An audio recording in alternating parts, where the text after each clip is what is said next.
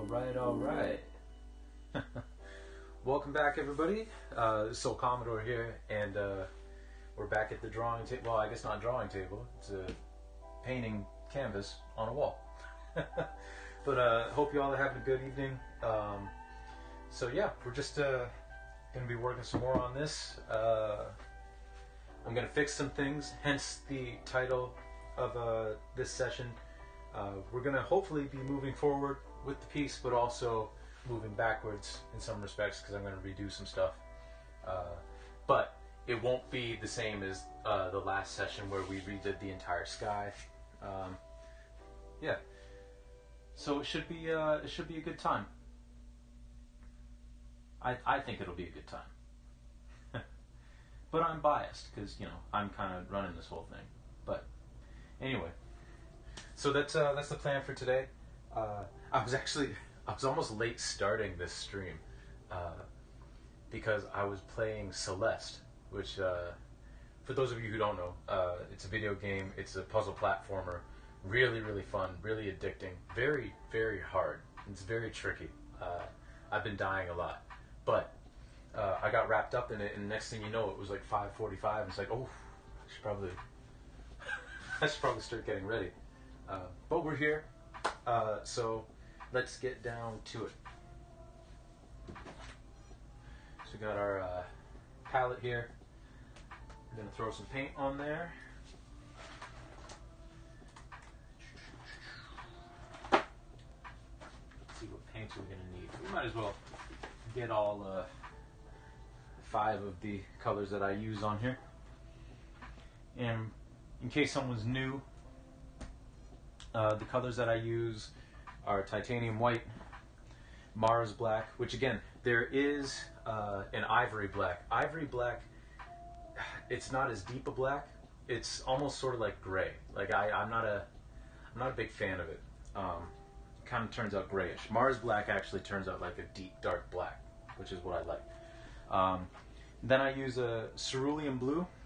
I just like this hue of blue. Really, it's really nice. Plus, it's kind of a shortcut to get a really nice like hue for the sky. You can use other blues like cobalt blue and ultramarine, and you'll get a good quality color out of it. But I just really like cerulean blue.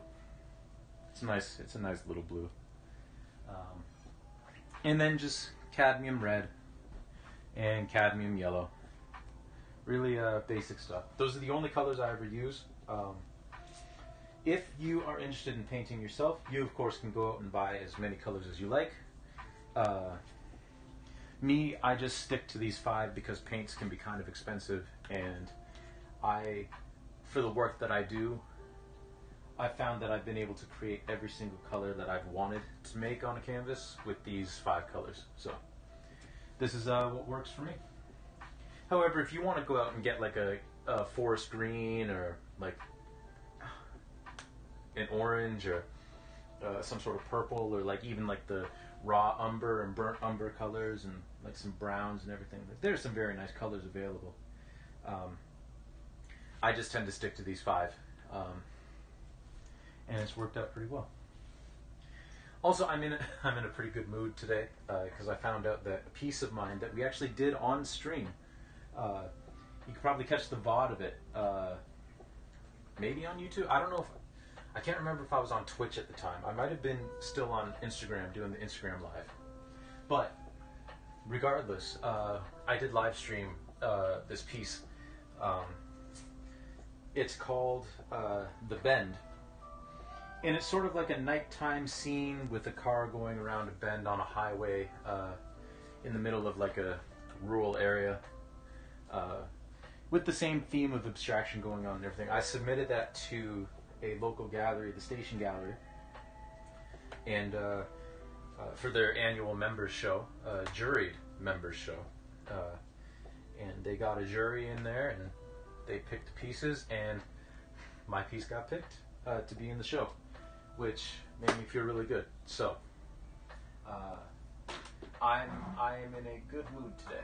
Not that I'm ever not in a good mood. I mean, I'm usually predominantly in a good mood. But today I'm a little bit of an extra good mood. So, yeah, it's a good day. It's a good day. So, what we're going to do today, you might wonder what I mean by steps backwards. Well, I'm going to redo at least this angle of this line here. Probably going to redo that. Probably going to redo the truck. I might resize the truck, make it a little bit bigger so that this back edge is actually on the edge of the painting.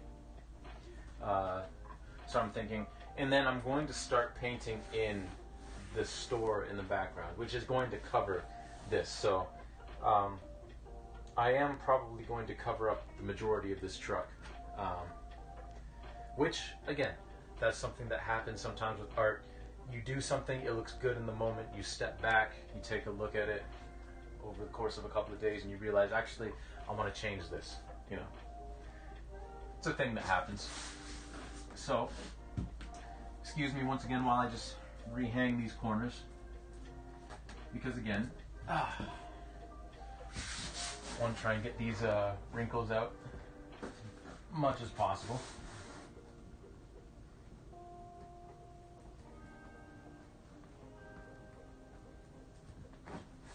Okay, so let's get started, and by started I mean covering up this guy.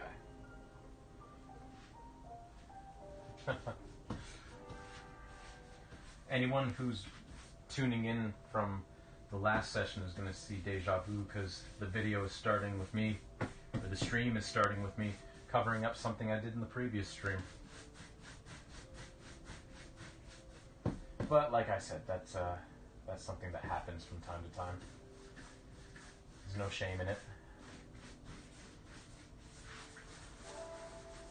Like I said, I've had pieces that I have completely discarded. In terms of, like, it's a finished piece, and then I just painted over it. Now that was more when I was younger and didn't really have the funds to buy new canvases, because I hadn't learned how economical it was just to buy rolls of canvas and then make your own stretchers. I hadn't learned that yet, so I was still buying the store-bought canvases, and it cost a pretty penny. So I would just paint over old paintings that I didn't particularly like.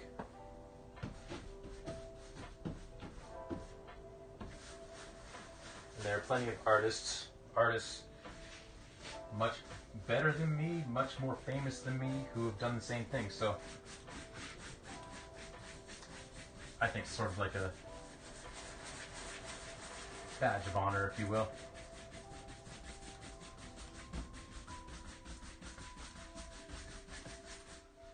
Okay, so you'll see here that didn't completely cover up the truck, and it's because this white paint, while it is thick and does cover a good amount of ground, it's not very good at covering up everything. So what we're going to do now is sort of I'm undecided on to whether to leave. I'm not going to leave it, actually.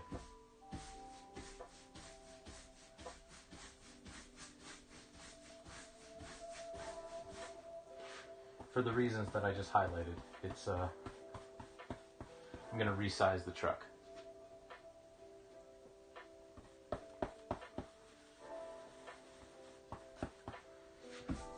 And like the title says, again, it's in order to make 2 steps forward, we have to do the 1 step back, and this is our step back.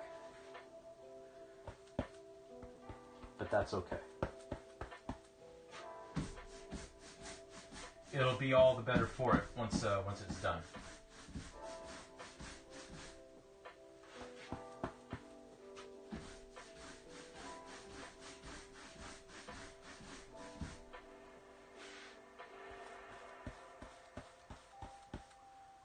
Yeah, I hope you all are having a wonderful evening tonight. Laid back, chilling, Appreciate you coming out to the stream.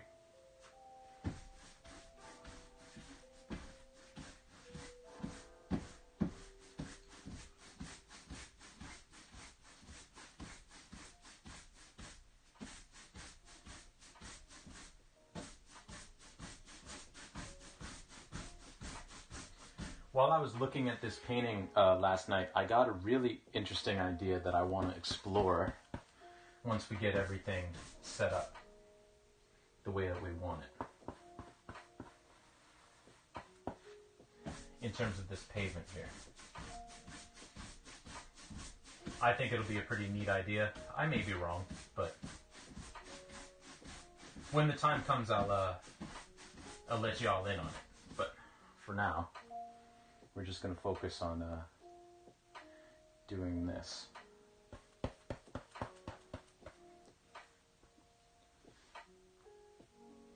Hey, Danny VDB, I appreciate it. Thank you for the lurk. I always feel like somebody's watching me.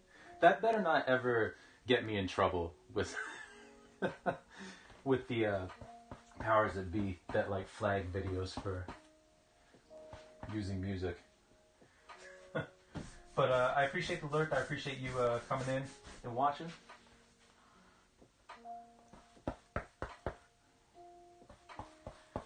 But yeah, we're just covering up something that I want to change because I wasn't too happy with it. But I did have an idea, as I was saying, for this pavement once we get everything else in the painting sorted, that I'm pretty excited about if I can pull it off. So we'll see. So we're almost done fixing this.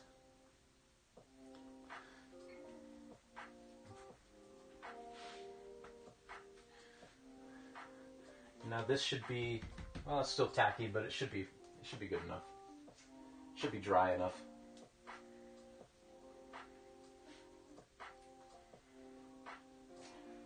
But for anybody who didn't believe me when I said that erasing stuff on a painting is very, very simple, here's a living proof. We've erased 2 things now on this painting. But you know, like I said again, that happens sometimes. You get started on a project and you think everything's great, and then you get an idea or just something isn't jiving the way you want it to, and you decide to make a change. It's really not any different than what we're doing here.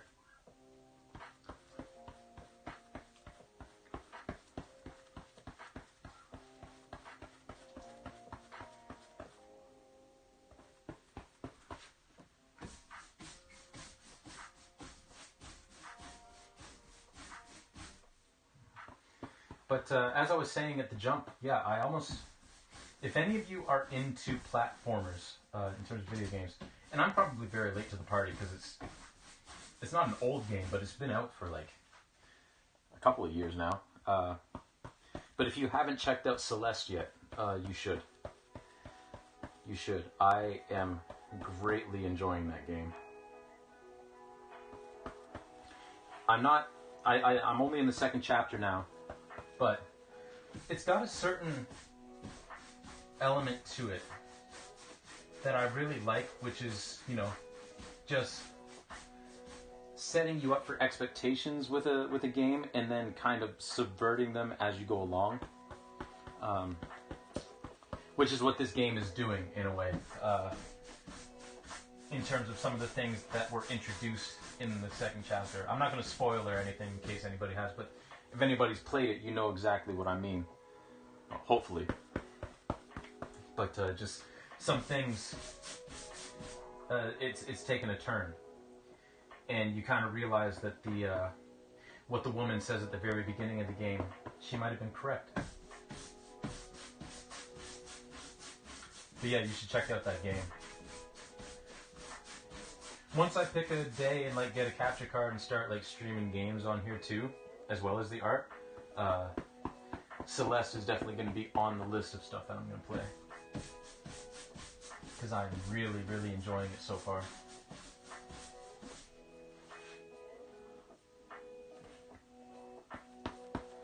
And the control is just so tight. Like, it's one of those games that's very frustrating because when you screw up, you can't blame anybody but yourself, because it's almost like a computer. Like, if stuff goes wrong with the computer, it's because you told the computer to do something that it's not supposed to do, right? And that can be frustrating because it's your own fault. In this game, same thing. Like, if you mess up, and I mess up a lot, it's not because the game did something cheap. It's not because the game is fault. It's because the controls are so good that you just messed up the controls. That's all there is to it. You just have to get better, right? Which I guess in a way is kind of like Dark Souls. I've never played Dark Souls, but from what I've seen on the internet, a big part of Dark Souls is just, you know, just get good. And Celeste is kind of like that. But I don't mind it. It's very, very fun. All right, so we got that all covered up. Now,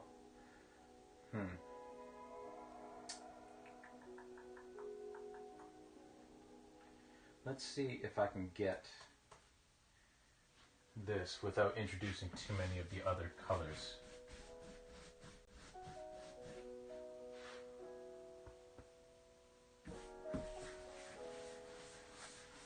And I don't think I can. So, fun fact, y'all, we might actually be repainting the sky again. I could go wash off this brush, but I mean, we just started the stream. I don't want to interrupt the stream again this early just to go wash off the brush, so I think we might just...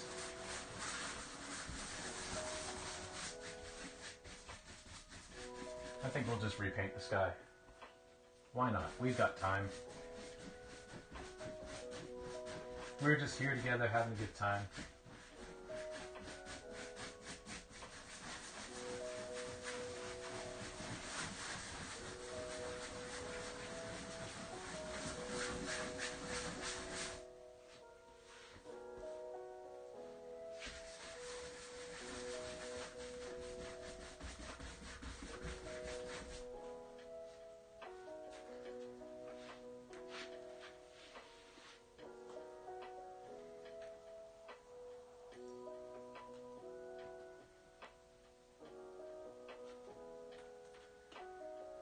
That looks kind of messy right now, but don't worry.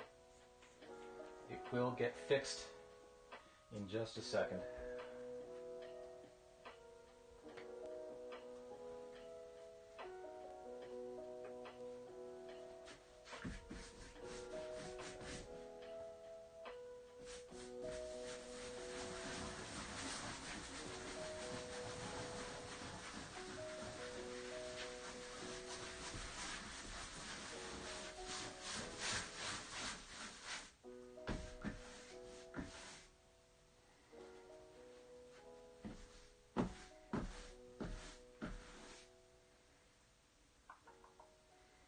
Go.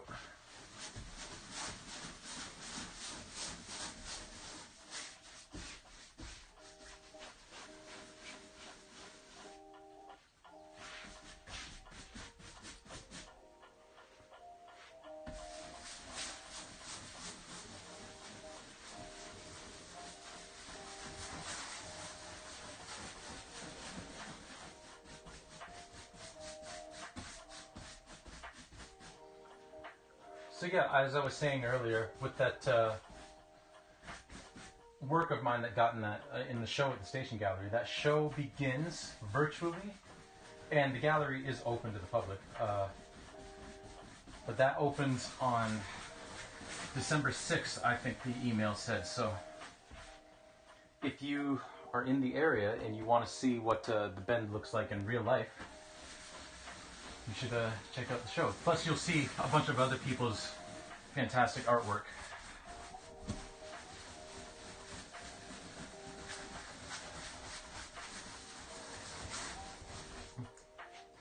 Getting into juried shows just makes you feel good, you know, because it's exactly that. It's a juried show. So, you know, judges are picking what's actually going to be included in the show. And it just makes you feel good when your work is validated in that way.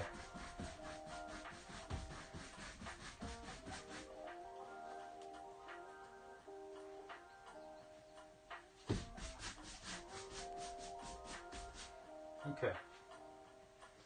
So, here we are again, where we're going to have to wait for this to dry a little bit before we do the second coat, but that's okay. We're just going to put this off to the side, and I'm just going to wrap this brush. If, for some reason, you're doing a stream and you don't really want to leave it yet, or you're, you know, otherwise occupied where you don't have a place to, like, wash off a big brush, what you can do is just wrap it in a plastic bag.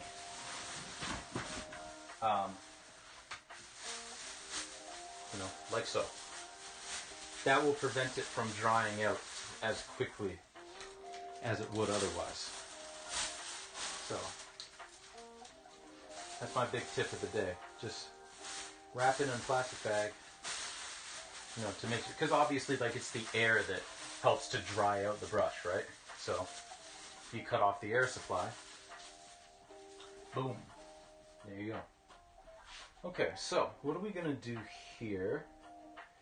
I think what we're going to do is we're going to start painting in the stuff that, well, I'm going to shore up this line, I think.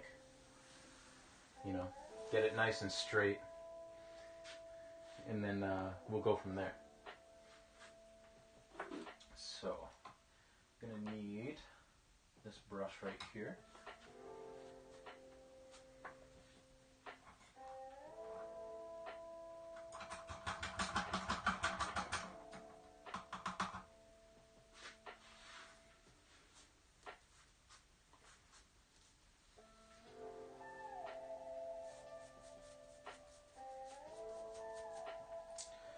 I also happened to get the, on the Switch, I got the Mega Man Legacy Collection.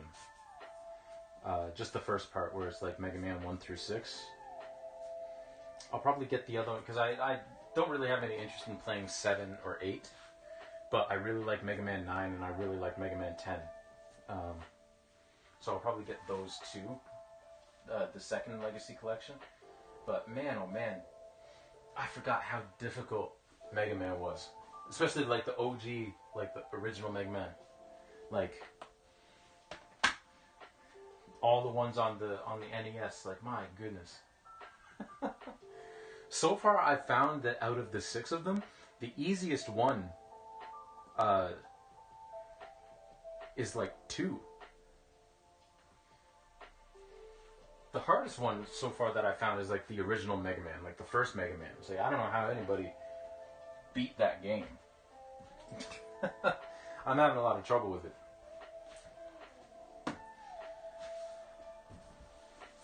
I do know that, because I've mentioned on streams before that one of my favorite elements of video games is the soundtrack. Like, I love video game music. I love what these composers do to, like, engage you with the game. I love video game music. And that's one element of Mega Man that I've always appreciated, that I've always loved. I think my favorite Mega Man soundtrack out of all of them is 5. Mega Man 5 has an amazing soundtrack. Mega Man 5 has my favorite Robot Master theme. Essentially my favorite Mega Man theme out of all the games. And that's Gyro Man. I love the Gyro Man theme. And what's funny is I can't even really tell you why. There's just something about that song that just gets to me in the best way. But I love the Gyro Man theme. But the other themes, like the Gravity Man is great. Wave Man is great. Wave Man takes me back to university when I first discovered Mega Man, the Mega Man series. Because we didn't... The thing with our house growing up because we were kind of limited in funds growing up, was whatever we didn't have, we just didn't have it, you know? Like, my parents were... Now, I don't mean to say this, I don't want this to come off as if we were like, you know, going without. Like, my parents did an amazing job in stretching every dollar so that we grew up not wanting for anything, which was great. And we understood where we were financially. And it was, we had a very happy childhood. But like, if we didn't have access to something, like, we just didn't have it. So, like, I was 28 before I first saw Aladdin, just because we didn't have Aladdin. We had other Disney movies, but we didn't have Aladdin. You know? So, I was 28 before I finally saw Aladdin.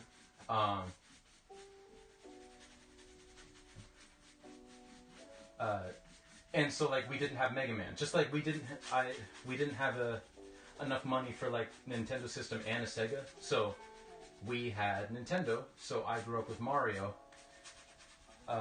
Didn't grow up with Sonic, you know. So as a result, like, we had Mario games. We didn't have Zelda games, and we didn't have Mega Man. So it was university on an emulator that I first discovered Mega Man, and they didn't have Mega Man 1 or 2.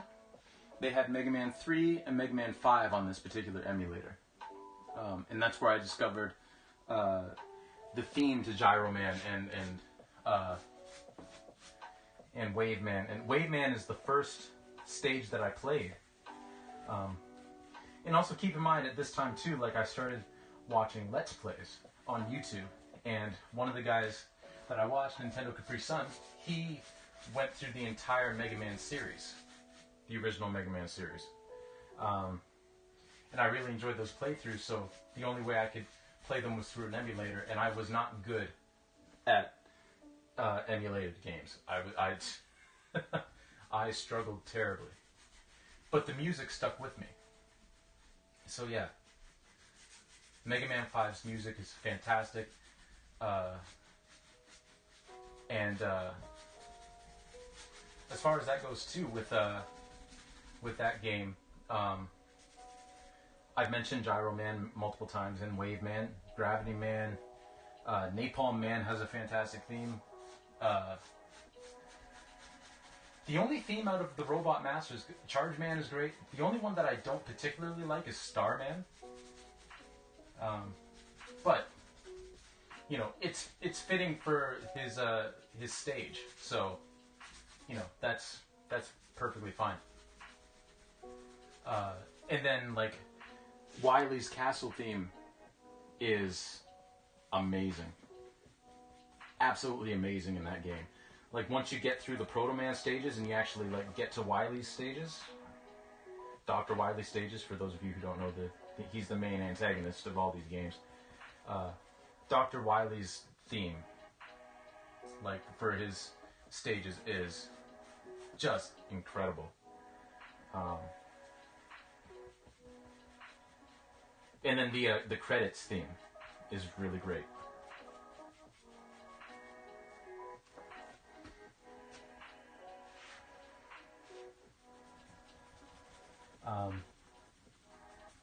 So yeah, I love Mega Man 5 is my favorite Mega Man soundtrack, followed by, I think, Mega Man 9.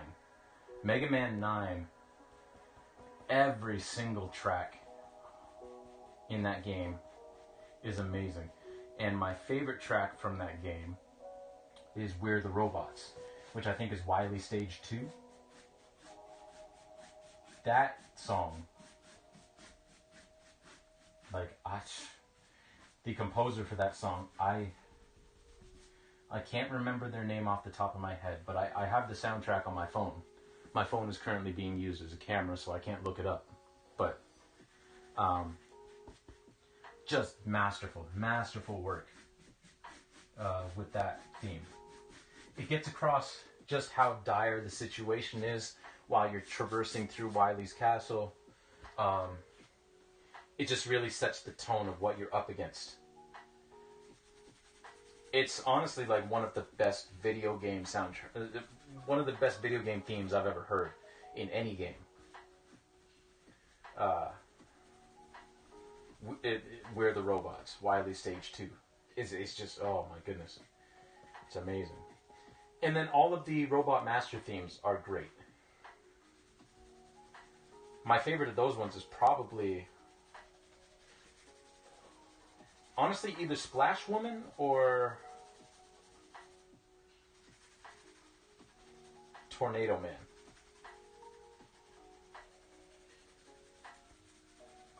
I know for a bit Concrete Man's theme became kind of a meme. But, yeah, probably... Unless there's one I'm forgetting. No, that's it. The only, Hey, Jake from the Woods. Yes. I knew I forgot to do something today. I forgot to listen to that. So, after the stream's done today, I'm going to listen to that. Thank you for reminding me. But, yeah, probably Tornado Man or Splash Woman. That's probably tied for my favorite in that game. Galaxy Man's fun. Concrete Man's fun. The only two in that, on that soundtrack, again, that are kind of like, they don't miss, but they're just kind of like, are Magma Man. And that's only because in Mega Man 10, Solar Man's theme is so much better than Magma Man's theme in Mega Man 9, that it's just like, he kind of got to dock points retroactively, which may or may not be fair, but it's special. All right. Well, I gotta check it out then. But yeah, where was I?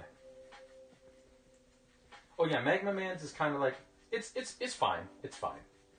And same with Plugman. Plugman is kind of generic. Plugman is kind of like just your average 8-bit song, and I mean it's fine. But at least Magma Man's song you can kind of see fitting with the character. Plugman, I mean, I don't think there's much you could have done with Plugman in terms of like the sound to make it anything truly special. But I mean, it's fine. But that's where it goes number 2, because it has 2 themes, the Magma Man and Plugman, that don't really fit. The only theme in Mega Man 5 that I don't think fits in terms of the Robot Masters is the one, which is Starman. All the other ones are great. And Starman is just kind of, it's fine.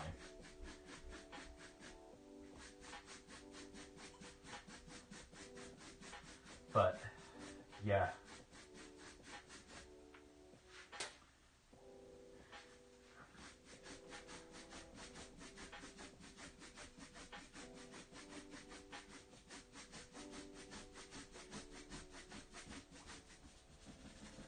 I'd say, though, overall, my favorite video game soundtrack out of all of them is probably Chrono Trigger from the Super Nintendo.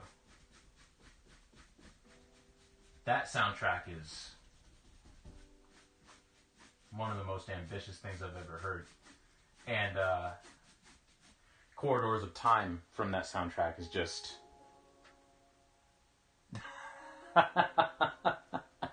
Well, I mean, you're not wrong, Jake. You're not wrong.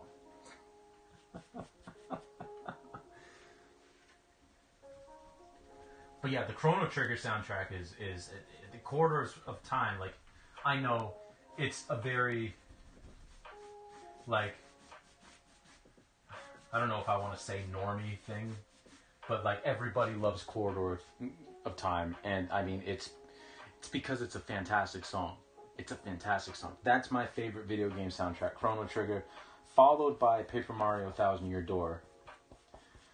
And then Undertale's creeping up in there, and Deltarune now. Deltarune's soundtrack was great. And there's still more to come, presumably, because we've only got 2 chapters so far that have been released. And then, like I said, the Mega Man series. I can't really rank all the other soundtracks that I've ever heard from video games, but I do know that Chrono Trigger and Paper Mario 1000 Year Door are my 1 and 2. And everyone else just kind of jockeys for position behind those 2.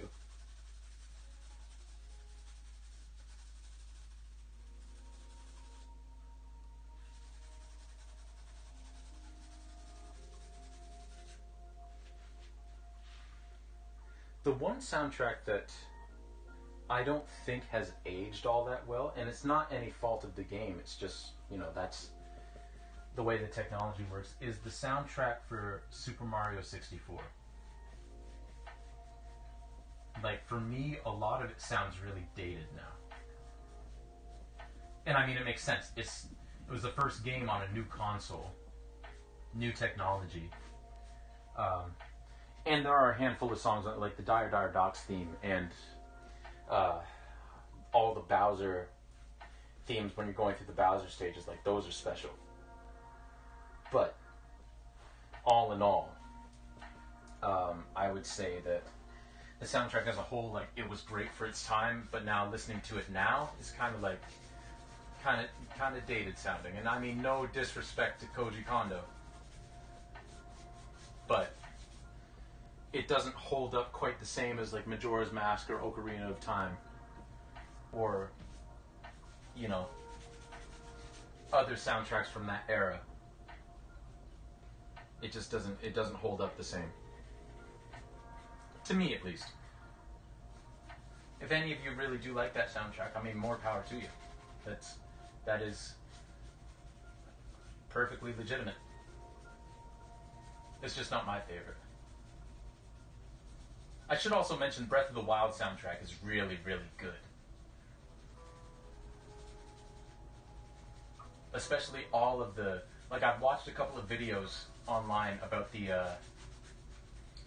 little Easter eggs, musical Easter eggs that have been hidden in the song. Like, the fact that, like, the Kakariko Village theme in Breath of the Wild actually does have the original Kakariko Village theme from Ocarina of Time in it. It's just hidden. Like, that's just special. Yeah, Lost Woods and Song of Storms are amazing. There's a guy on YouTube, Hari Sivan. He's a piano player, and he does a jazz rendition of Song of Storms that is just amazing. It's so good.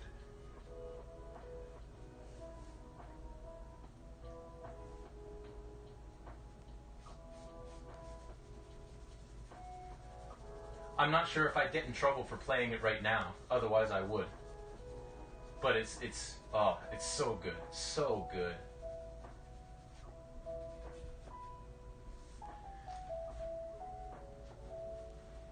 But yes, you were right, Jake. Lost Woods and Song of Storms is goated. Are goated. They're classic. Alright. So we've got this all squared up now. And now with this dry, I think we're going to do our second coat on the sky again. All this erasure that we're doing. I promise you, we will make progress by the end of this stream. I promise. Because first we painted in the light pole, and then we covered that, and then we painted in the van. Now we've covered that. We keep backtracking like You know what's funny? A lot of people don't like backtracking in video games, which is understandable. It's never really bothered me. Obviously, it helps if the backtracking is actually purposeful, and you're not just backtracking for the sake of backtracking, but it's never, ever... I don't know if it's just my nature, like who I am, but Yeah, backtracking has never ever bothered me in a video game.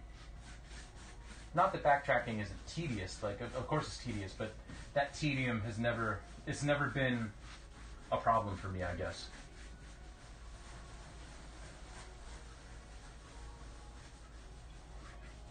And it actually kind of brings me glee when I watch someone play a video game and they're gonna have to backtrack and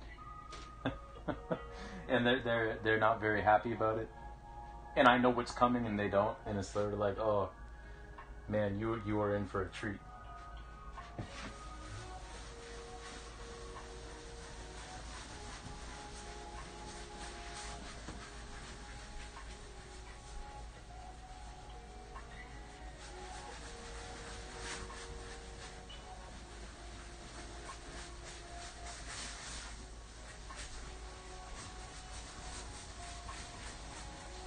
There we go.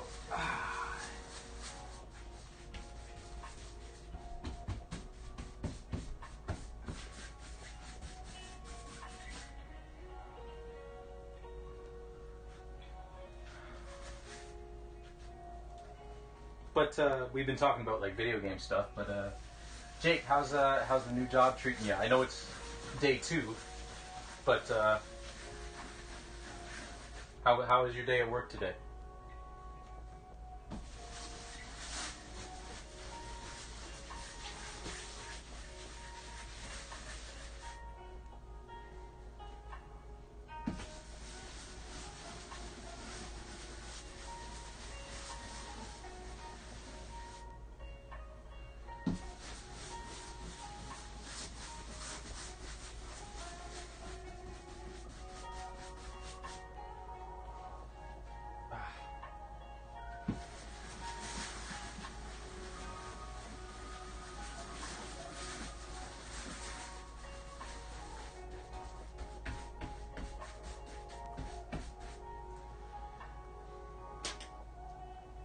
So far, so good? Good. Good. I'm glad. I'm glad. Happy to hear that.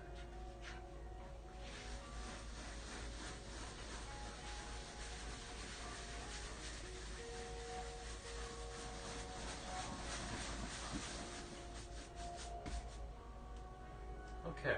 I think that...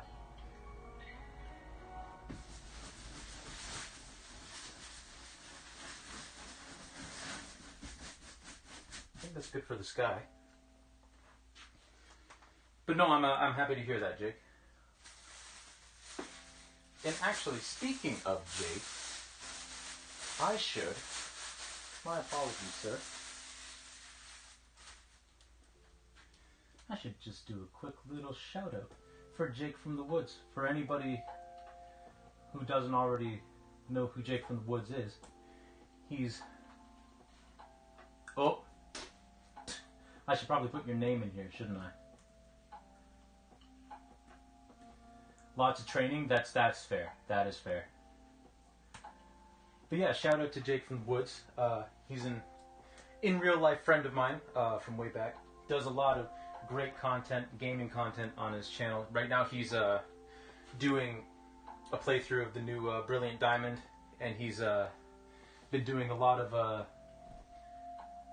VGC stuff with Pokemon Sword and Shield, and he's done a video, or I know you said that you'd only done one video of Breath of the Wild, but I swear, like your first stream, I thought for sure that you had actually played a little bit of Breath of the Wild, because I had to sign off before you started it. But anyway, he does Breath of the Wild too. That was a really fun, chill stream. All his streams are fun and chill, and he's very knowledgeable and very, very cool, very funny. He's a great guy, and you all should go follow him. There was a small amount. I thought so. But that's fair. That's fair. Okay. What do we want to do here? What time is it? Okay, we've got plenty of time. While we're waiting for that to dry up, which shouldn't take too long because we didn't put... Hey, no problem, man, no problem. It shouldn't take too long because we don't have... we didn't put that heavy a layer of paint on here. So I think our next step is, I was going to tackle this this thing a little more. This stand, this light pole that goes nowhere yet. Because what I want to do is I want to paint in the background where the stores are, but this paint is still a little bit too wet, so I don't want to touch that yet. So I think we'll go back in and do some more detail work on this. So I will bring the camera in closer. But I'm glad the job's going well, Jake.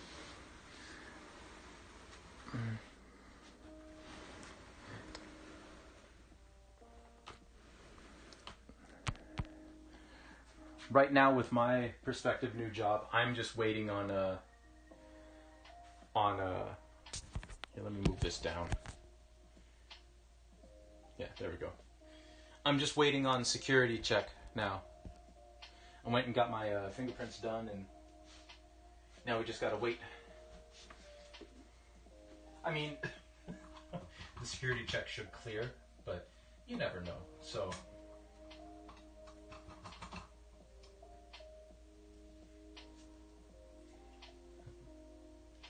Oh, I should also mention, just as a little tip to people. So, say you're painting and you see one of your brushes starts doing this, where these things are flaring out. As far as I know, and as far as I've been practicing paint, there's no actual way, other than, like, I guess binding the brush, which I've never done, to actually get rid of those stray bristles. So what I end up doing usually is I just take a razor blade, like just an X-Acto knife or something, and I just snip those off. Scissors would work too, but just because, like, I've tried other methods and just nothing gets the brush back to where it was. So, yeah. Well, thank you for lurking, Jake. Thanks for hopping on. Now I always feel like somebody's watching me. One of these days, I'm actually gonna like sing that, you know, and not do kind of a jokey voice with it, and everybody's going to be mildly impressed. But today is not that day. So that's not the brush that I wanted because it's frayed like that. This is the brush I want. So we just got another flathead brush here.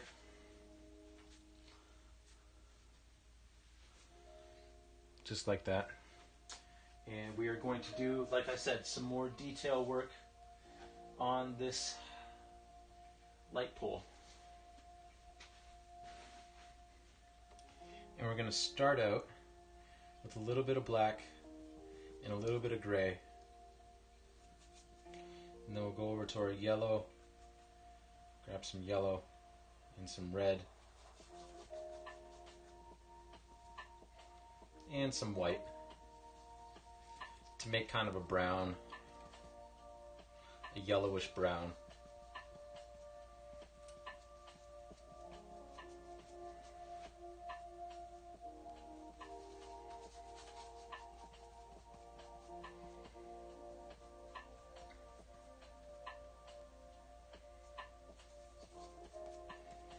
We were talking video game soundtracks before, and another great video game soundtrack that I love is Silent Hill 2 and 3. Those soundtracks are also something special. Like, just the sound design in those games. And like, I understand, obviously, if you don't like spooky games, you'll probably disagree. But just the sound design and the quality of the sound in those games is just very, very well done. Like, they succeed in everything that they were trying to do with those soundtracks. You know, in terms of the emotional, the emotional output that they want from the player, you know, and how they want the player to feel while playing those games. Like, they succeeded beyond their wildest dreams, I imagine. Those soundtracks are very, very effective.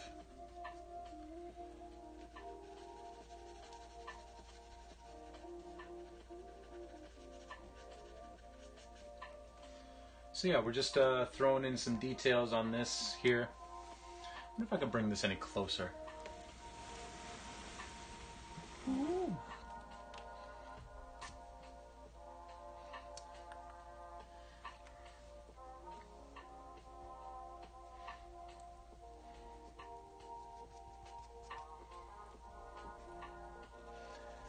But yeah, feel free to drop in the chat what your favorite video game soundtracks are, if you have any. Or even if there's any video game soundtracks that you don't particularly care for. You know?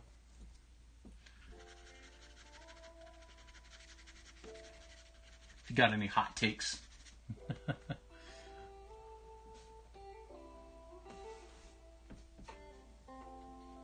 Okay. So we need kind of the darker color now.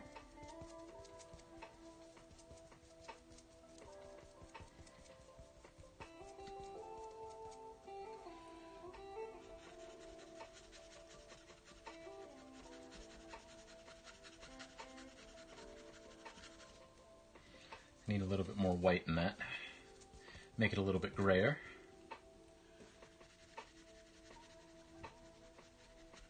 Well, that didn't exactly work. Yo, Zelshaw, what's up? 2 steps is a lot. How's your evening going?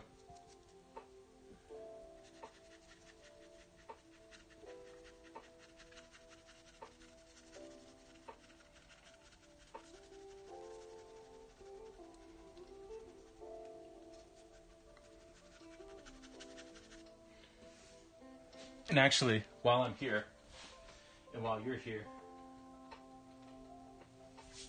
let me just give a...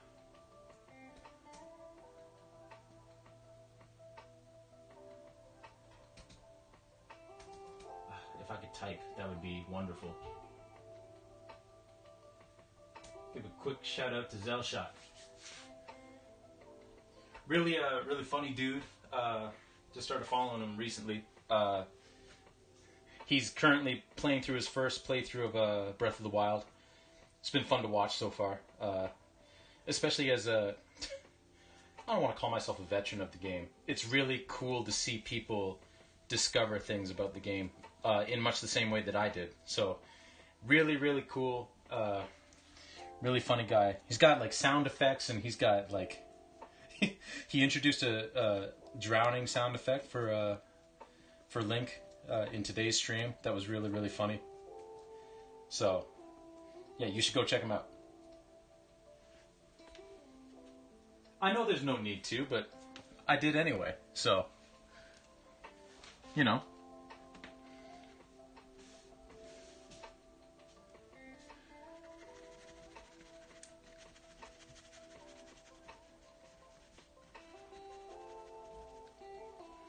I felt there was a need to.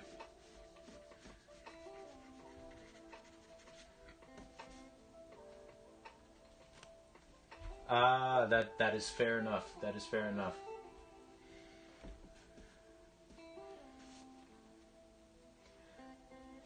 I don't have any myself, but I can understand that.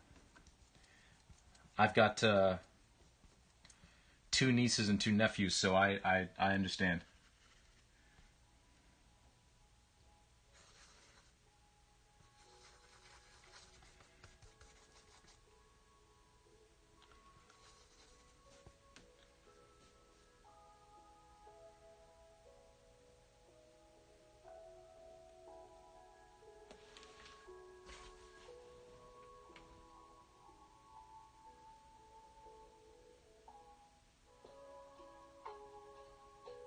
Oh, I missed that one. I had to step away because I had some stuff to take care of here. But yeah, I missed the poop token one. But yeah, the drown one, that was funny. That was funny.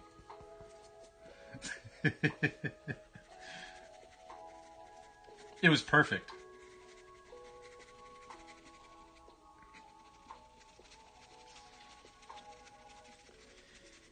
So what we're doing now is, like I said, we're just throwing some extra details, some extra layers on this lamppost stand.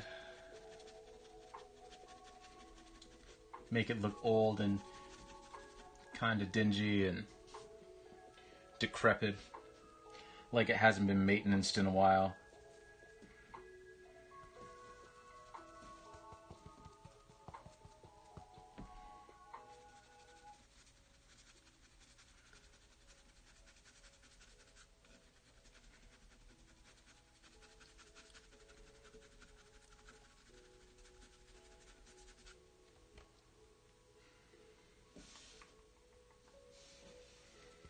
I had an old art teacher.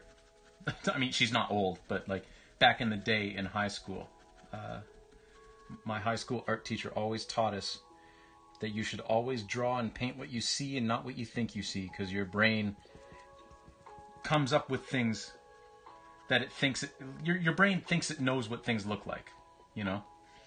It's part of the reason why eyewitness testimony in a lot of cases is actually pretty garbage, because people have terrible memories of what they actually see and what they remember. It's very easy to manufacture memories. And in that same way, your brain is lazy, and your brain just kind of wants to go on autopilot and just kind of like coast through life. So to do that, part of the things it does is it just kind of like blocks out things that it doesn't think is important anymore, like things that aren't important to remember. And that can manifest itself with art, in that, you know, if you were to paint like a picture of your best friend, it's like, I know what my friend looks like. And then you end up painting it and you realize, oh, you don't actually know what your friend looks like at all. You know, you start manufacturing things based on your memory that aren't actually there. And it's the same thing with this. If you're working from life, or you're working from a reference image, and you want to get it as realistic as possible, if that's your goal, then you should always make sure that you're painting what you're seeing and not just what your brain thinks it looks like. Because your brain is probably wrong.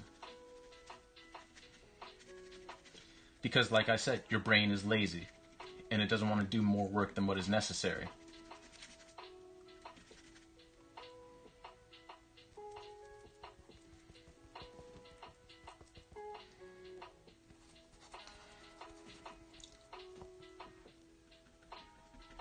But yeah, man, with how busy your night seems to be, Zell, I appreciate you checking out the stream.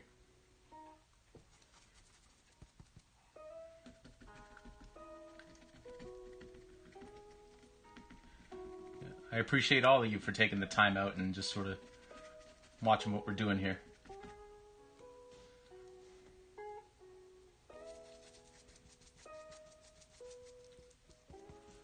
All right. So I think we're almost done with what I want to do with this light pole.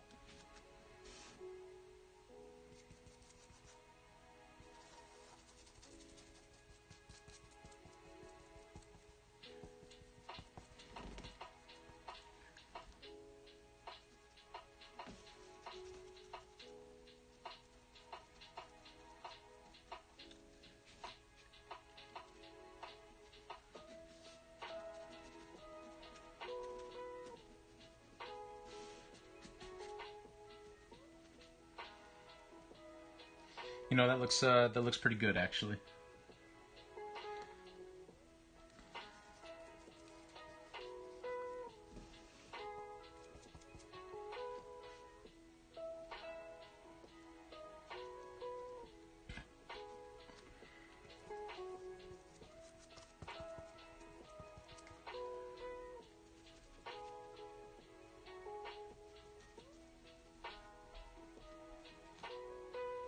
Yeah. That is... I like this. I like where this is headed. Cool. Let's just make sure I'm not forgetting anything.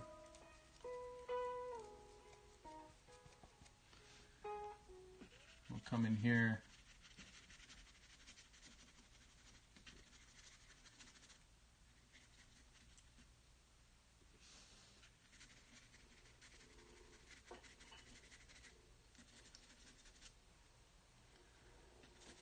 playlist just restarted. That's what that sound is.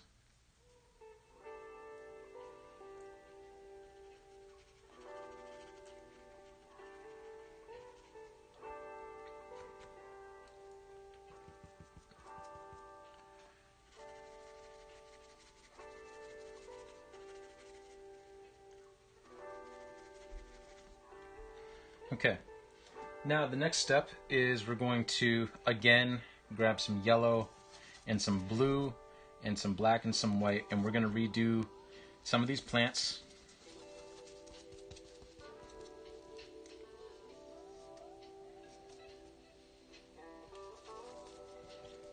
Just around here.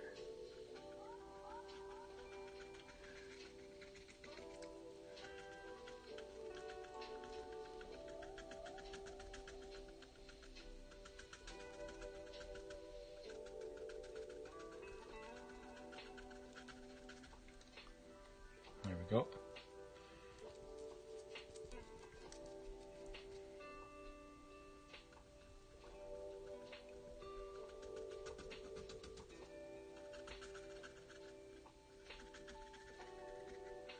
Like I said, we want this to look like it's been in disrepair for quite some time. And what better way than to throw some weeds in here.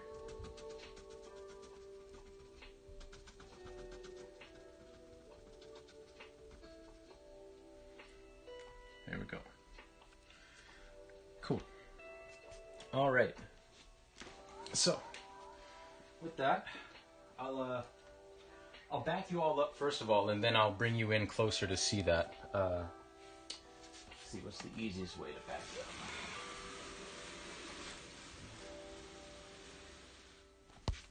There you go. So I'll bring you in here. So that is the base of our light pole, and I don't think we're actually going to touch it much more than that. I think I've done what I set out to do with it. So, I think that looks good. So, we're just over an hour in, so what I'm going to do now is I'm going to just take a quick break. I'm going to go get some water, you know, because the air is kind of dry in here. So, yeah, just be like 2 minutes or so. And then after that, we'll get started on actually painting where the stores are going to be. And I'll show you how all that goes down. So, I will be right back. Just hold on for 1 second while I go get some water.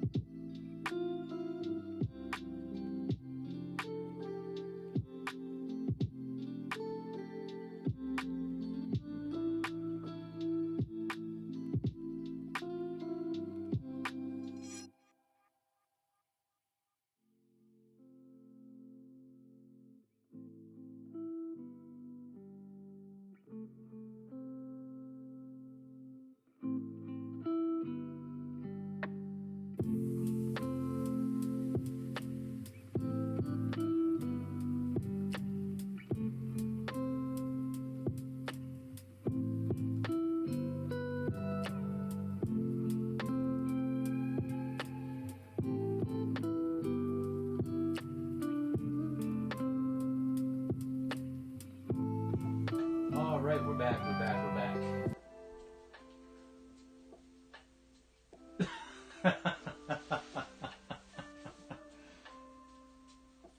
That's funny how that works.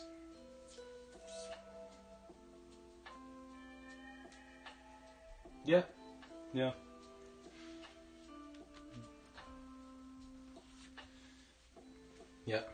Yeah, no, sometimes life gets in the way.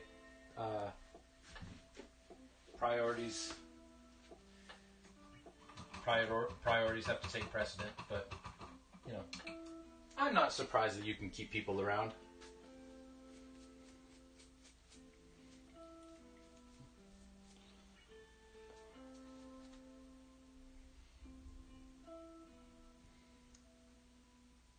Okay, so what brush do we want for this?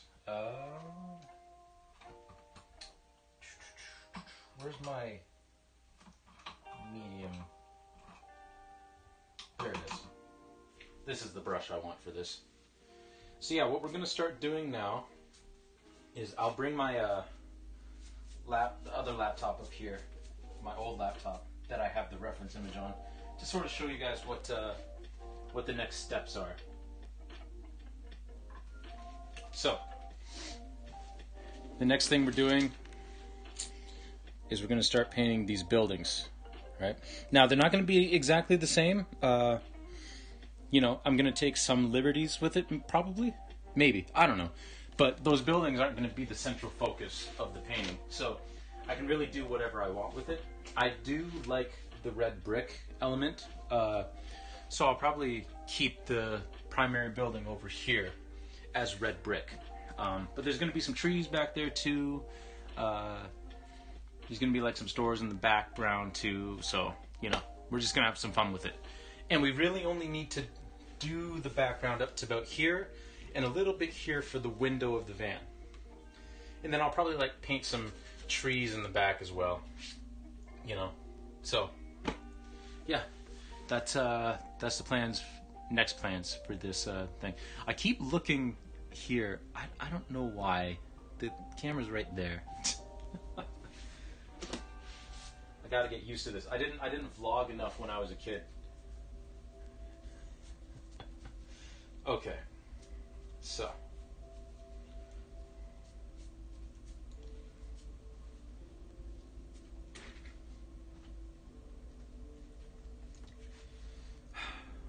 Let's get our brick color together, shall we?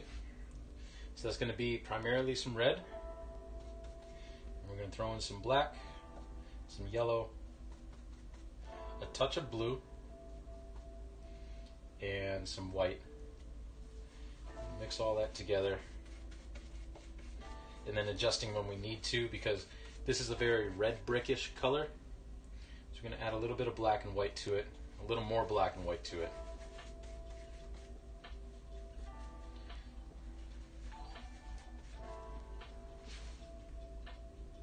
Yo, Just Draws Ducks. Thank you for the follow. Appreciate it.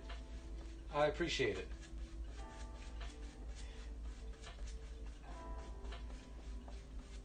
If you are who I think you are, I apologize. I keep meaning to follow you on Twitch, and then, as we were talking about earlier, life gets in the way, and I and I forget. I forget to. But maybe now that that's happened, maybe I'll do it right now. Because I've been meaning to do it for quite a while.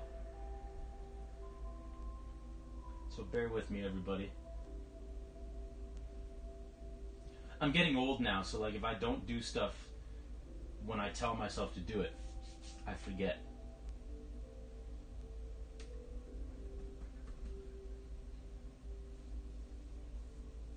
Yes, I thought so. I see you got a stream tomorrow. I'm gonna have to check that out. Yes, indeed. Yes, indeed. But yeah, thank you for the follow. I really do appreciate it. And yeah, welcome to the stream. I hope you enjoy your time here.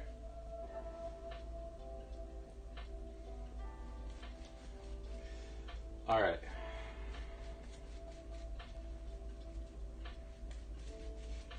I hope you've been keeping well. All right, so we got our nice brick color here. As you can see now, it's not quite as red. And we're just going to start laying in where we want this building to be.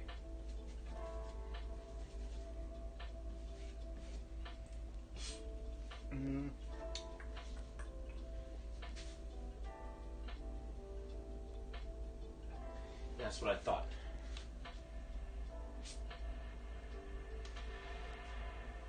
Also, according to the reference image that I took, this is one of those fun light poles that's like not at the very, like, you know how let me grab a piece of paper and actually draw this, because it'll be easier to follow if I just draw it out. So you know those, when you've got like a parking lot and you've got your spaces like so, and there's like light poles right at the very end of the space, like where the four corners meet, like right there. Apparently this is one of those fun light poles that you have your spaces here, and instead of being in the corner, it's like dead center in between two spaces, like right there. So you can't really park in either of them. I don't understand why some places do that, but I guess it's not for me to figure out. It's not for me to know. But I think it's dumb. Let me grab some more white paint.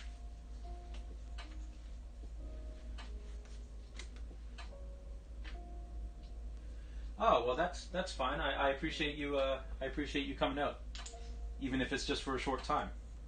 Have a wonderful evening, and yeah, we'll see you around next time. And thank you again for the follow.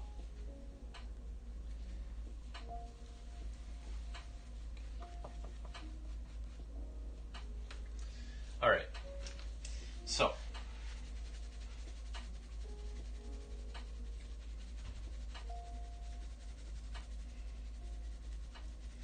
I'm gonna try and leave a little bit of space here, just so I can come back in with the straight edge and make sure that is square and lining up with the stuff that I already painted there, the horizon line, if you will.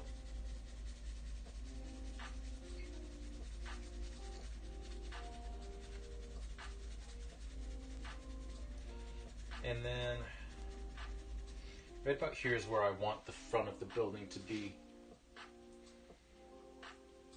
This particular structure. And it'll come up straight.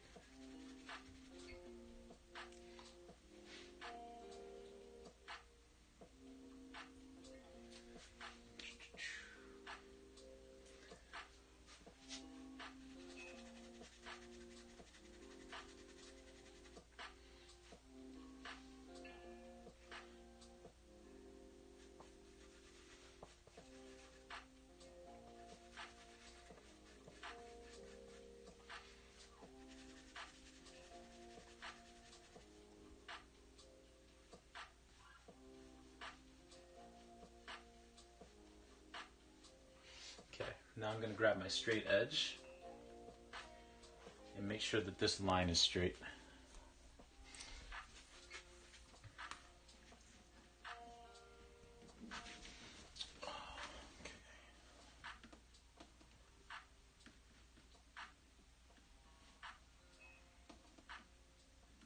It doesn't have to be like completely straight, but I want it straight enough.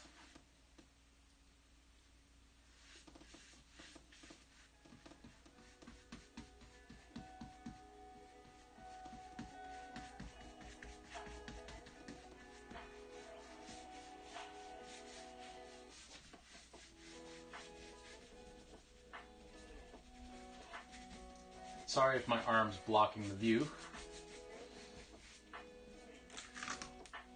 There we go.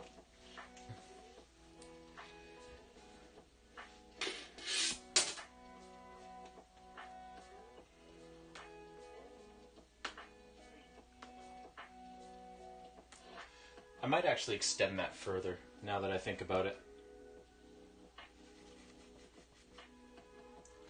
That's the fun thing about art and life in general, I suppose, is just always making decisions.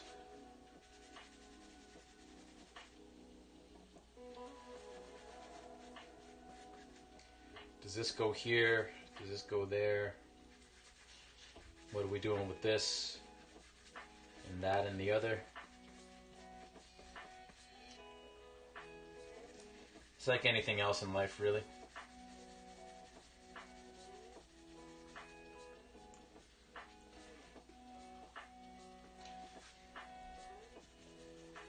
And I think we'll extend it to here.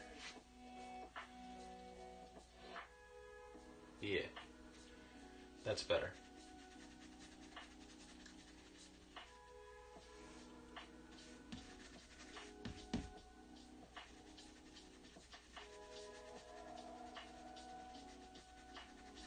Which means we just get to do this again. This little outcropping.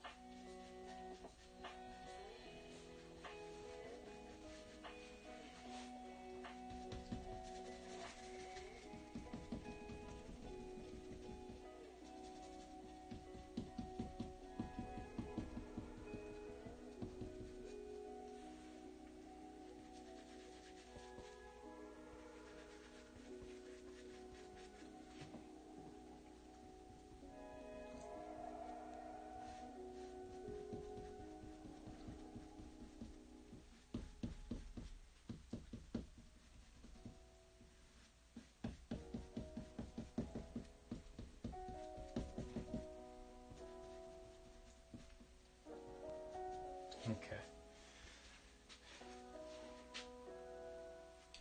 Now, we're going to get my straight edge out again, and we're just going to make sure that that line with the new extension is straight, because I don't think it is.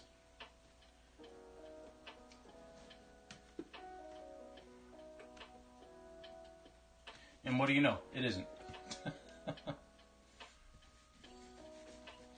Who'd have thunk it?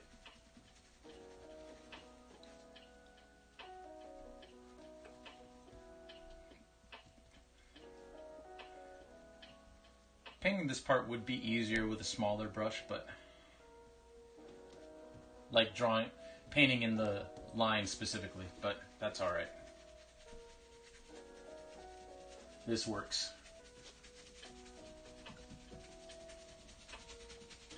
I think I'm going to have to get a new straight edge for Christmas, because I've beat the hell out of this thing. It's like, it doesn't have any numbers I mean, there are some numbers on it. Some. But yeah, not much, and there's nothing on the back anymore. And it's not even like really all that, like, if I press it down, it stays straight and level, but it's got like a bend to it, because, you know, I accidentally bent it a couple of times and tried to bend it back into shape. So, it's in rough shape, is what I'm saying.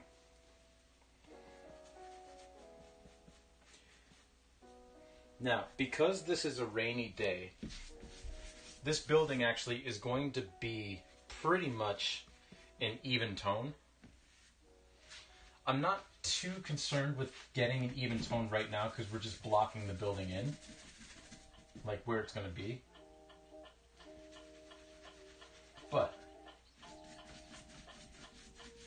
the final product is going to be largely an even tone. Because it's a rainy day. There's not many shadows. There's not many variances due to light. Everything's just kind of even and flat.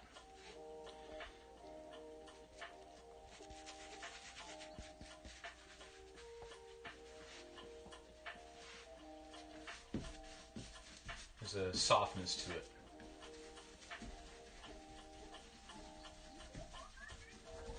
Yeah, I'm just kind of blocking this in right now.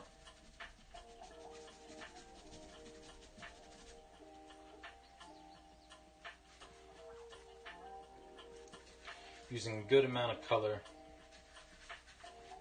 and trying to put as much paint on the brush as possible so that it doesn't dry out.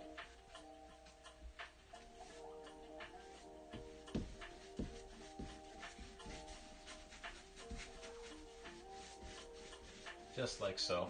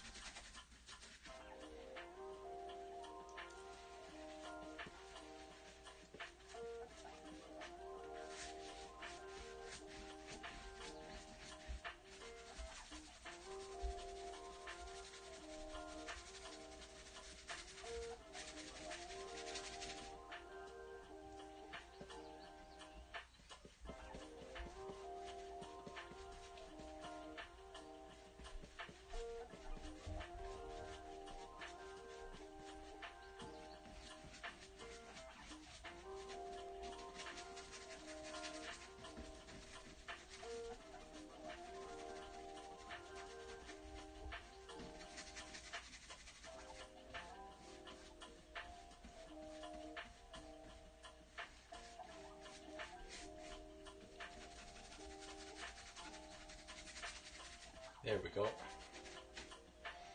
Good. So we got all that blocked in.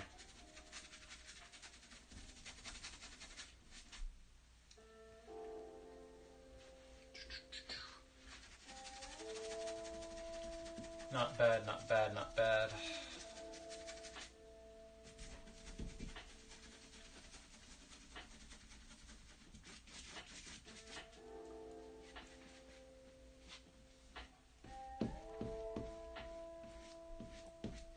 And we'll go over that with more layers of paint once it's more dry, but for now, this is good.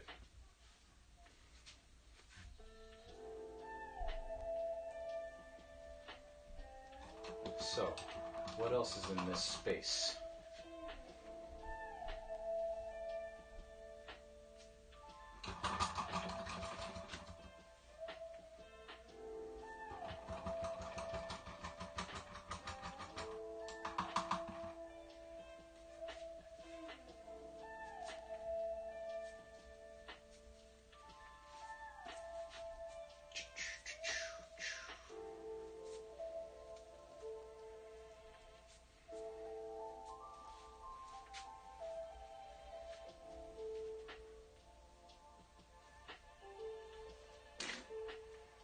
Let's see.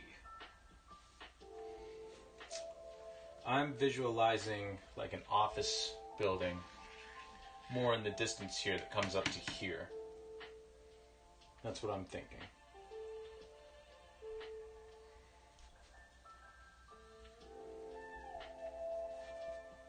So I think that's what we'll do. And we'll give this thing kind of a yellowish tint. Maybe a little bit of red thrown in.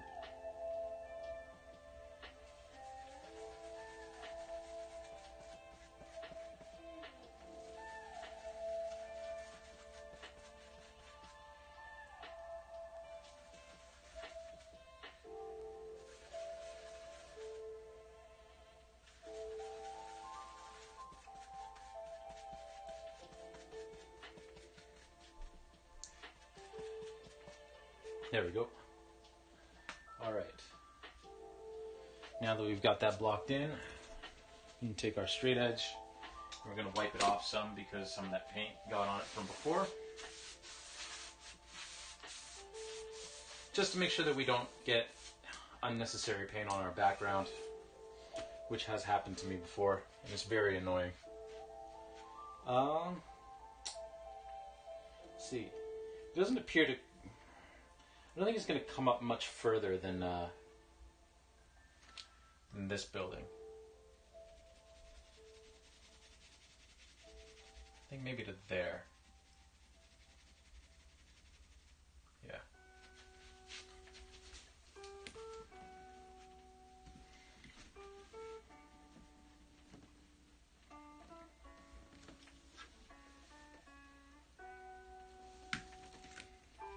Yeah.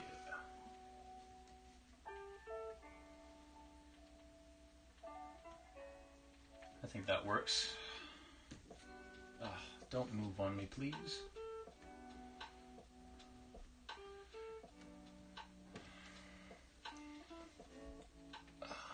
Those feels when you're trying to paint a straight line and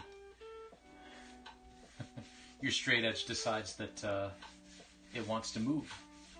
It wants to dance a little bit.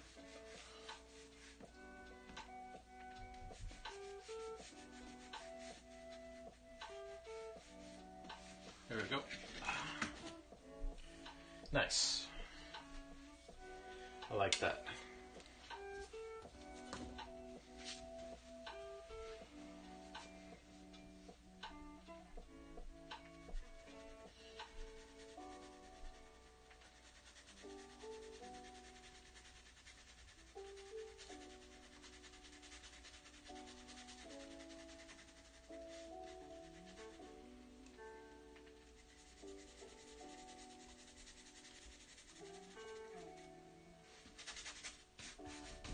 We'll just kind of block this in again.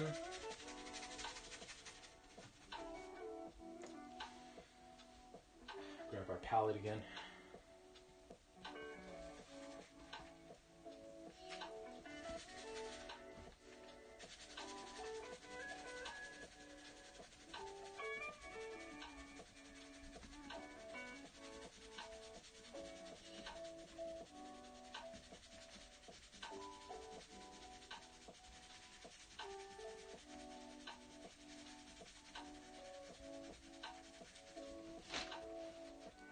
A lot of artists will, and I kind of marvel at it, would be able to paint this line, like they'd load up their brush with paint, and they'd be able to paint this line straight for these two buildings to match up, just like in one motion.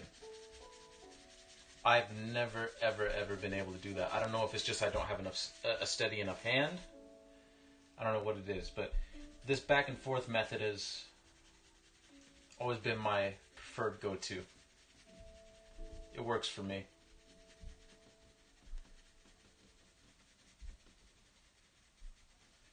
To marry the two edges, like so. But yeah, some people would just be able to like just do that in one fluid motion. I've always marveled at that.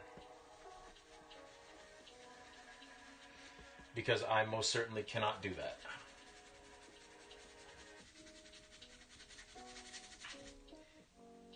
And much like the other building, we're not concerned with getting too even a tone right now. We're just kind of blocking in color to give the general tone of the building.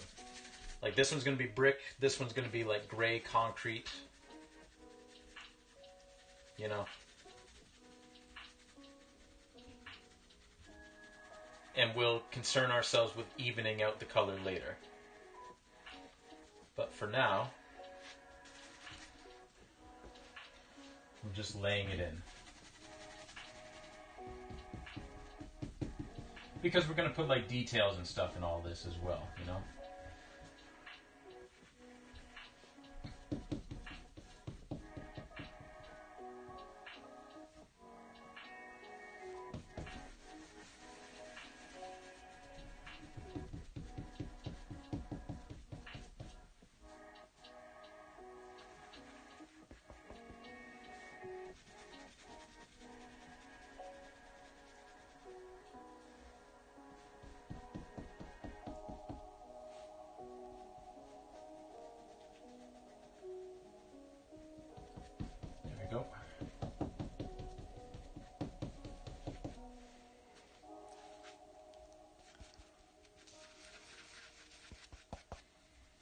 How are we doing for time? Good, we got about 25 minutes left or so.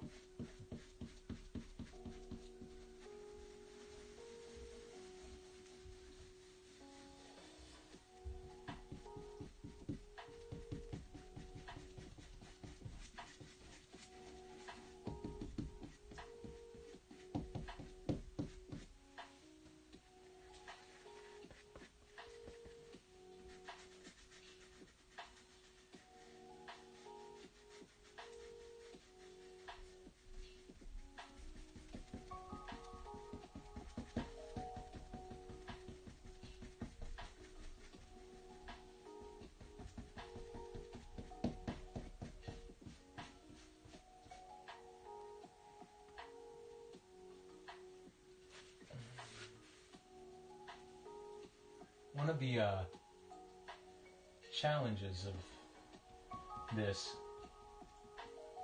is figuring out how best to position myself so that I'm not blocking everything that's going on. Because obviously, like, if I was not painting on stream, like, I'd be like right here, like just kind of like right in front of it, and that doesn't help anybody out.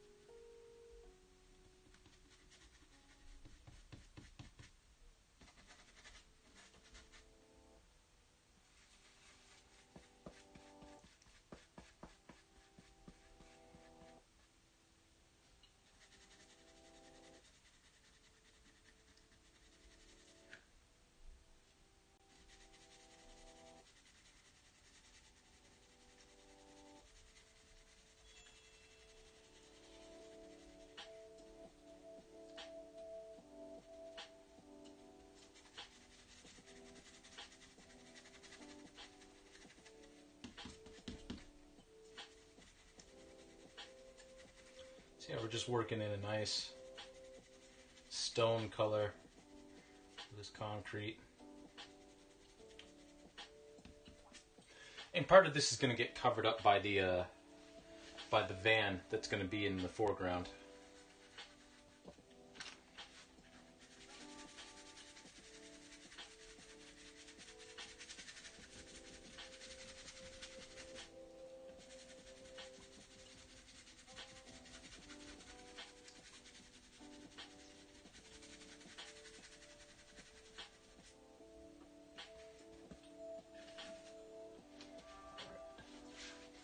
Easier for me to do this here.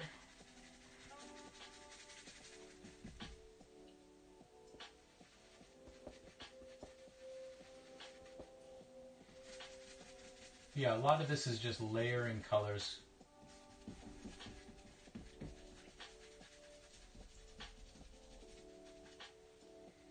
A lot of just back and forth, matching things up the best you can.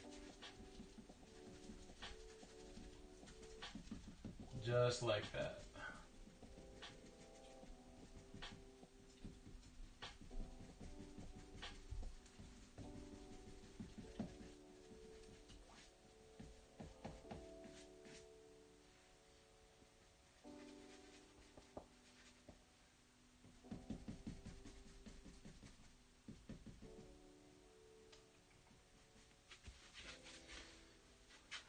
Closer here.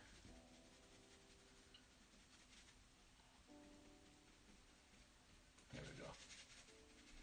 Not bad. Not bad at all. There we go. So, these are two buildings that are going to be, two primary buildings that are in the background,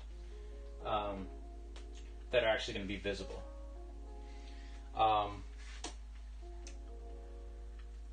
I'm going to wash this brush off, and then I'm going to come back in and shore up this edge with the brick color that we had before. So let me just do that.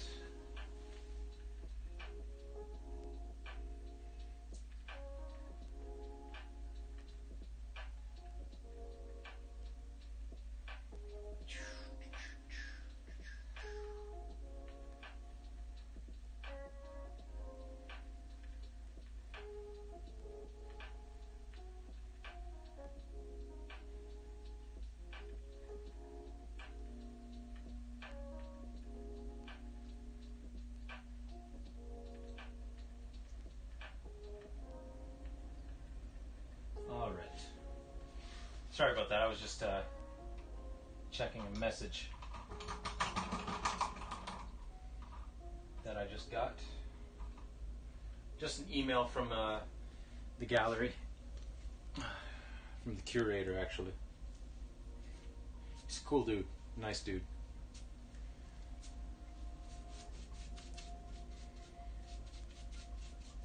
There we go, okay.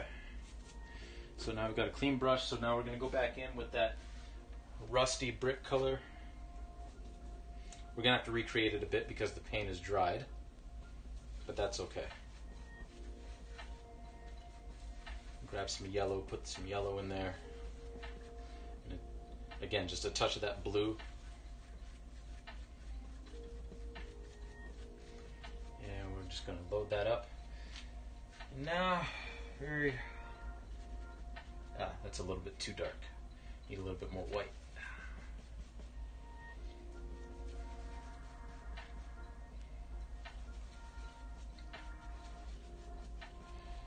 Not that it matters too much at this point, but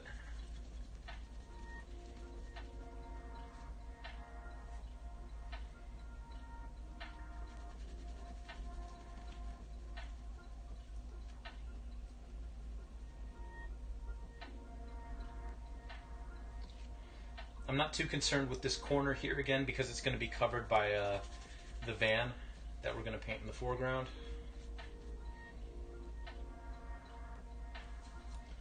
So it's of less concern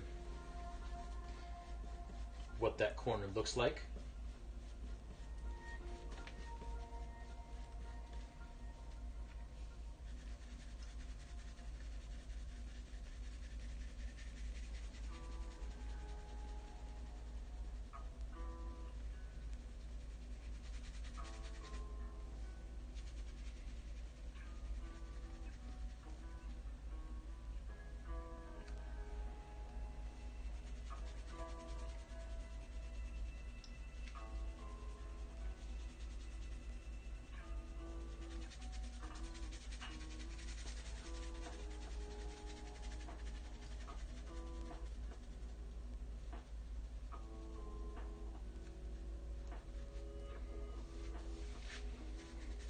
We're just gonna do our best to shore up these two planes and have them meet without too much hassle.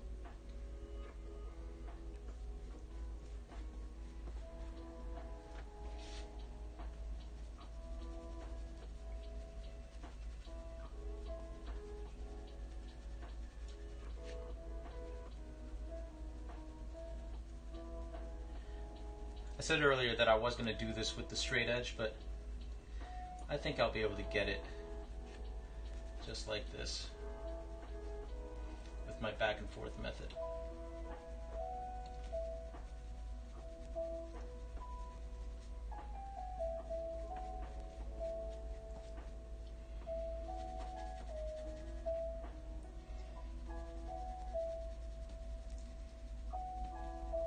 The nice thing about doing a creative outlet like this is sometimes it lets your mind wander, and in wandering sometimes it can actually focus you in on something that you forgot from earlier.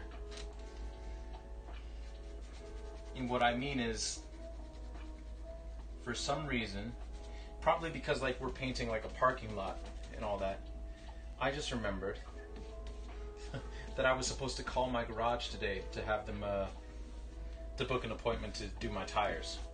because it's a winter tire season now, and I kind of want my tires out of my back seat. I forgot to do that today, so I'll have to give them a call tomorrow.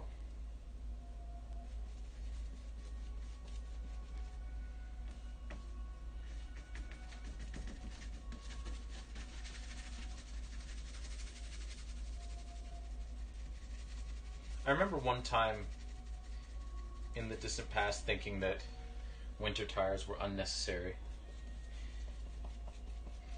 But that's because my hometown, like, it gets snow, but it doesn't get that much snow. And then I moved to an area that got much more snow. And ice and all that. And it just makes sense from a safety standpoint. Also, like, my hometown is like 4 hours away from where I live now, so if I want to go see family from that area during the winter, it just makes logical sense to get winter tires. Because 4 hours in snowy weather is a long way to drive.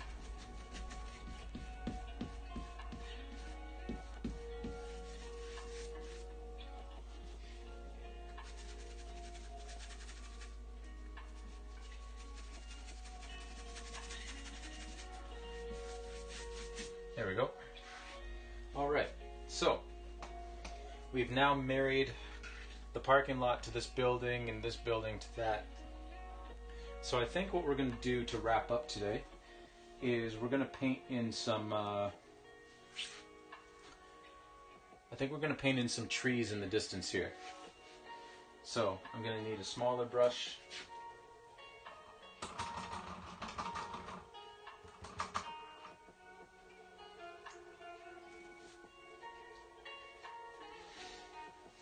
So we'll grab our smaller brush. This one right here.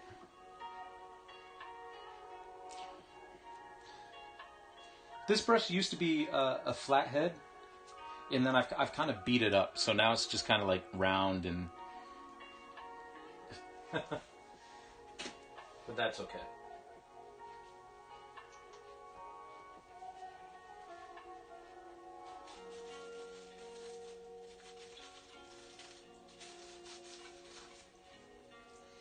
Alright, so we do want our blue and our yellow to make the green for these trees in the background, but we're going to add a good amount of white to it because they are, well, and some black too, to gray it. But these trees are quite a bit in the distance, and it's a rainy, slightly hazy, foggy day. So they're definitely not going to be a vibrant green. They're going to be kind of grayed out.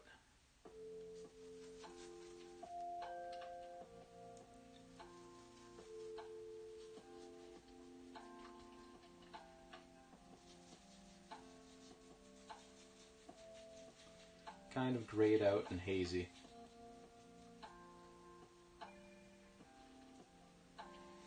So, we're going to have a tree.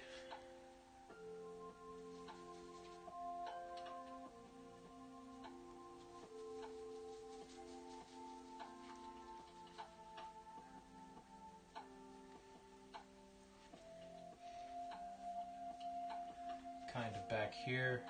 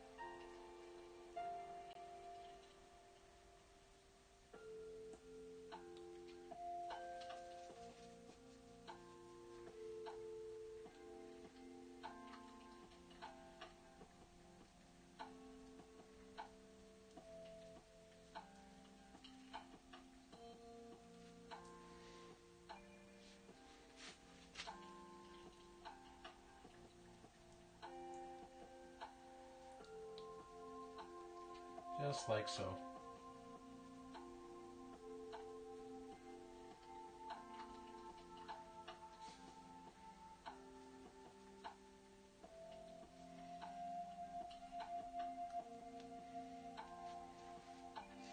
There we go.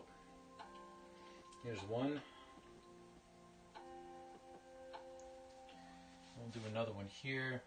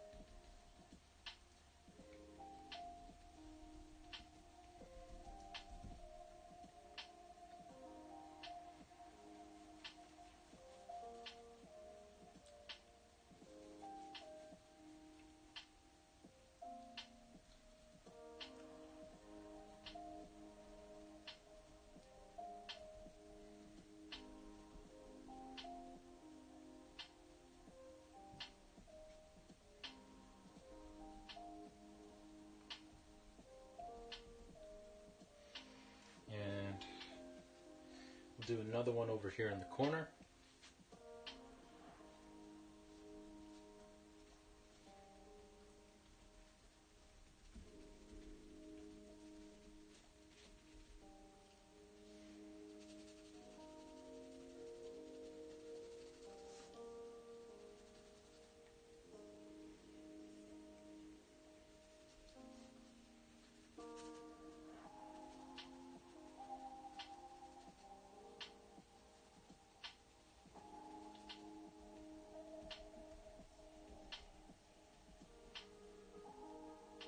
Just like so.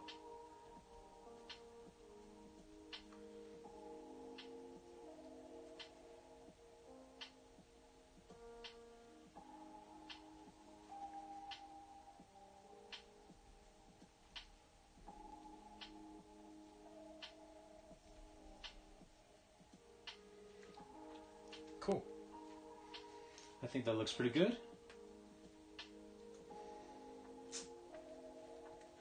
Now, there is kind of a tower back here. So I think what I'm going to do, very quickly, is I'm going to paint this tower in.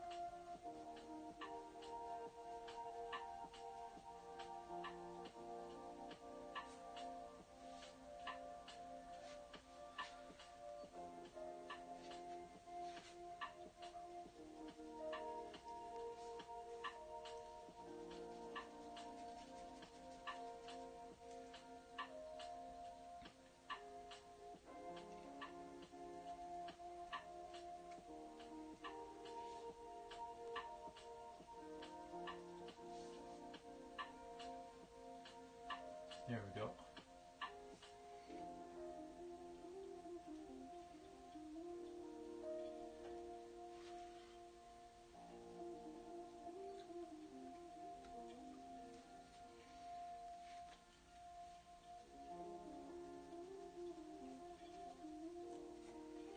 Okay, and now we're going to grab a really, really tiny brush. Very tiny, very thin brush.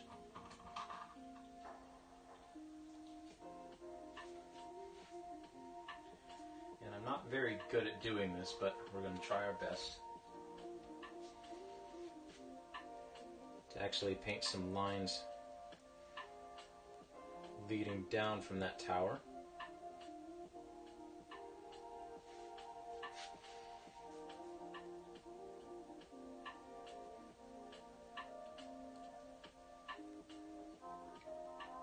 They can be super thin right now, that's fine. I actually almost prefer that.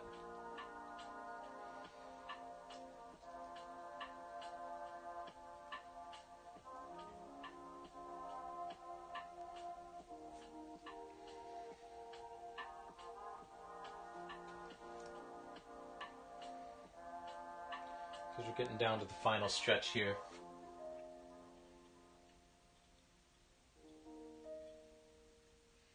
So we'll just take our time with that.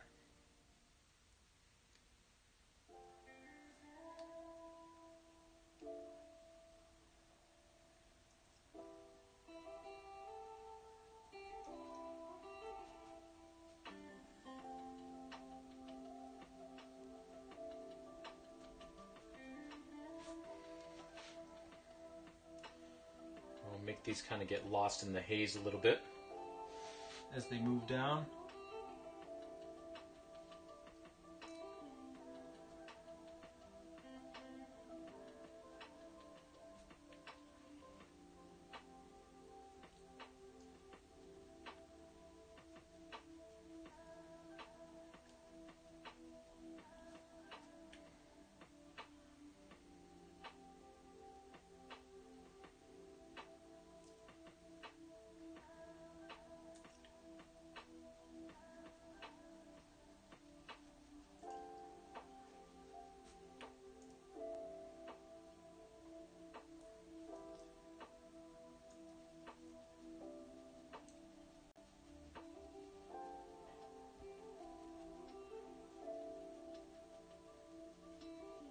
This song kind of reminds me of a song that used to play on the Muzak at a Sport Check when I worked there long ago.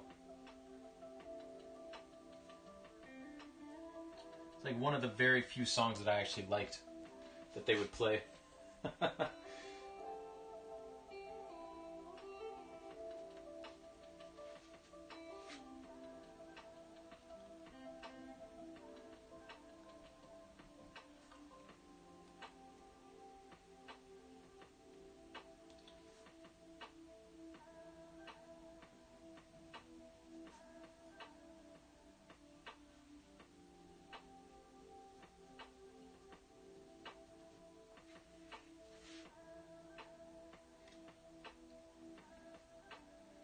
As we come up on the finish here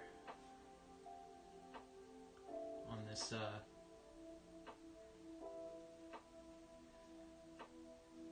session.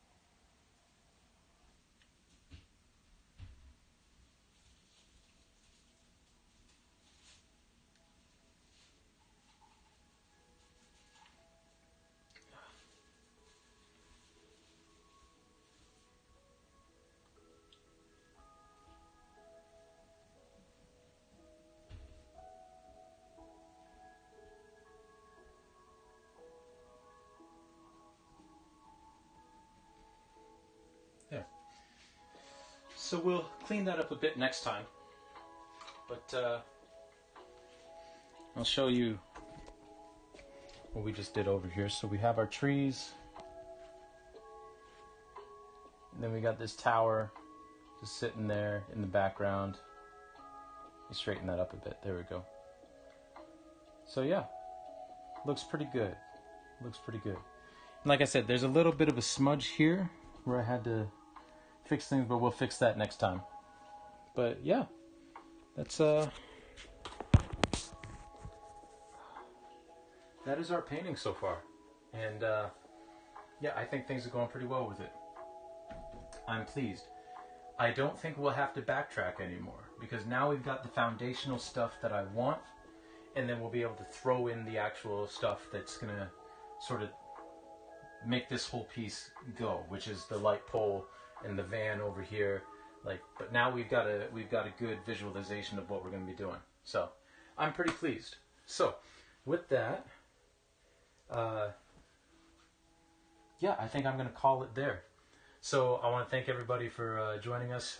Thanks for participating in the chat. Thank you, sir. Thank you, sir. Appreciate it.